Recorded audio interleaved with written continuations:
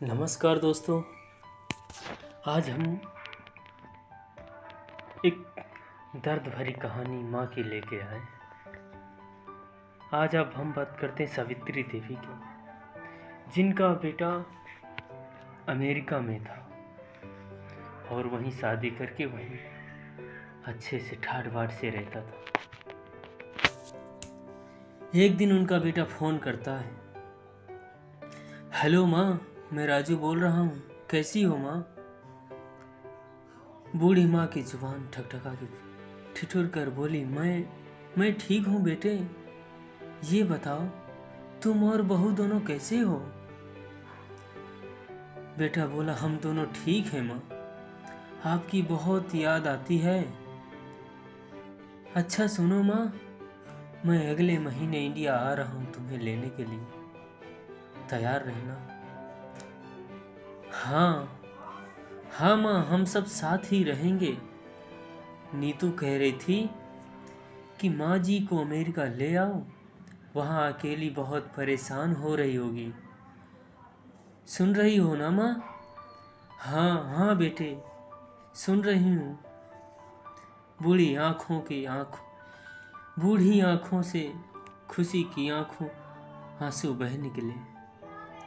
बेटे और बहू का प्यार मानो कि नस नस में दौड़ने लगा।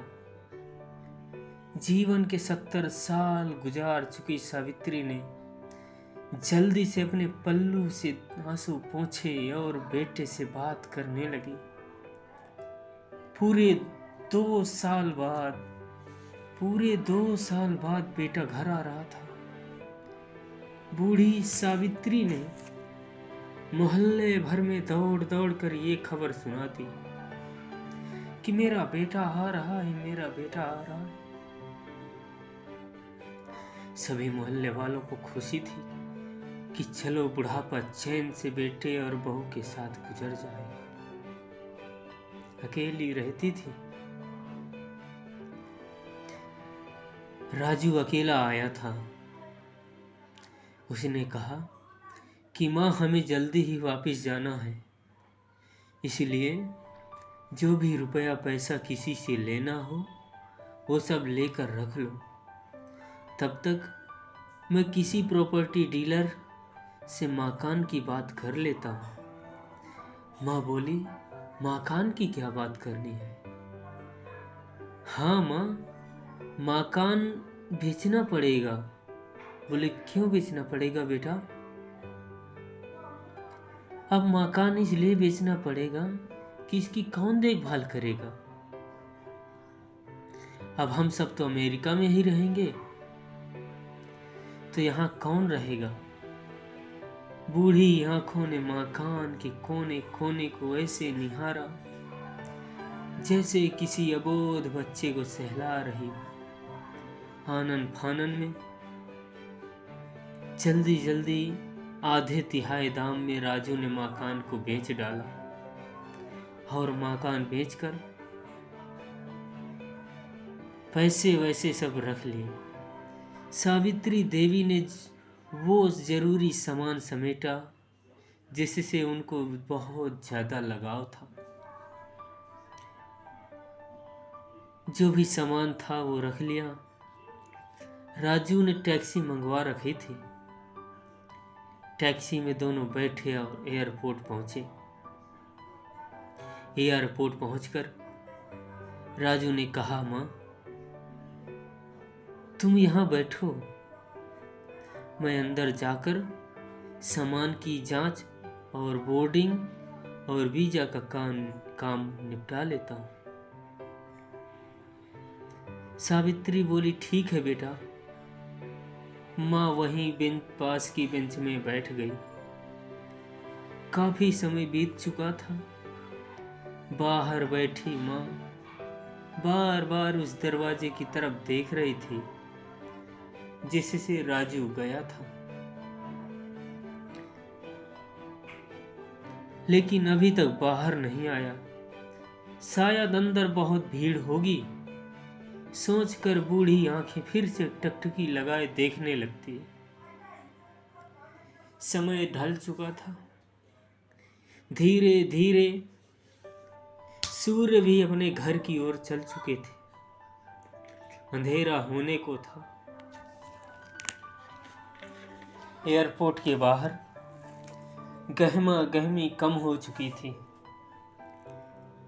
माँ जैसे ही एयरपोर्ट के बाहर गहमा गहमी कम हुई तो एक कर्मचारी आया, पूछा, माँ जी आपको किससे मिलना है? तो माँ बोली कि मेरा बेटा अंदर गया था टिकट लेने, वो मुझे अमेरिका ले जा रहा था, अभी तक आया नहीं।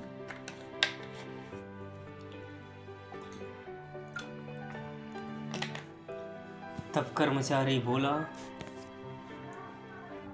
अंदर तो कोई पैसेंजर नहीं है, अंदर तो कोई आदमी ही नहीं है, और अमेरिका जाने वाली जो फ्लाइट थी वो तो दोपहर में चली गई।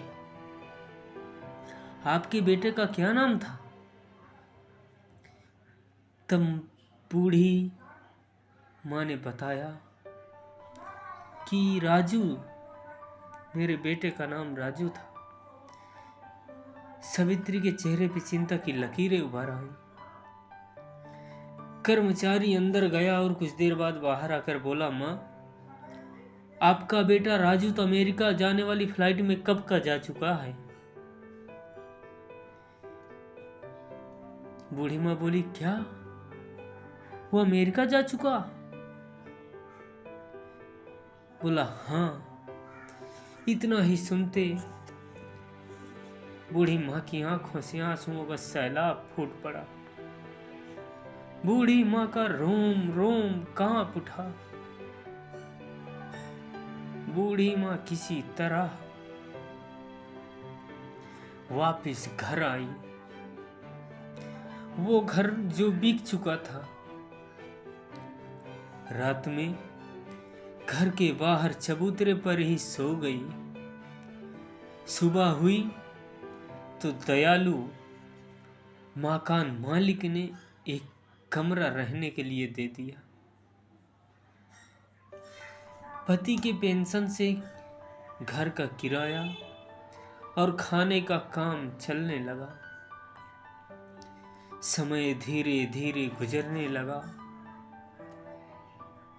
एक दिन मकान मालिक ने बूढ़ी माँ से पूछा, माँ जी क्यों नहीं आप रिश्तेदारी के यहाँ, अपने कहीं रिश्तेदार के यहाँ चली जाती? अब आपकी उम्र भी बहुत हो गई है, अकेली कब तक रह पाओगी? तब माँ ने बोला, हाँ चली तो जाऊं, लेकिन कल को अगर मेरा बेटा आया तो यहाँ फिर उसका ख्याल कौन रखेगा? आंख से आंसू आने लगे दोस्तों, आंख से आंसू आने लगे। आपसे विनती है दोस्तों, माँ बाप का दिल कभी मत दुखाना, कभी मत दुखाना दोस्तों, कभी मत दुखाना।